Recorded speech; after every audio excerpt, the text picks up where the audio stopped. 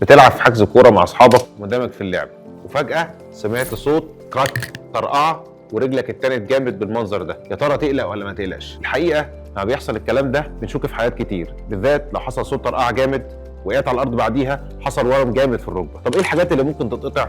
عندنا الرباط الصليبي الامامي اللي احنا شايفينه على الموديل هنا اهو، وعندنا الغضاريف الهلاليه، الغضروف الداخلي والغضروف الخارجي. الحقيقه لما بيحصل كده في علامات بتقول ان ممكن يكون في اصابه، بيحصل تورم جامد ما تقدرش تكمل اللعب، بعد يومين ثلاثه تحس ان الركبه اتنفخت وحصل ارتشاح شديد فيها. بنعرف ازاي؟ اول كام يوم بنحتاج نعمل تكنيك بنسميه رايس، ريست اليفيشن ايس اند كولد كومبريشن. القصه دي عشان تقلل الورم، تقلل الوجع.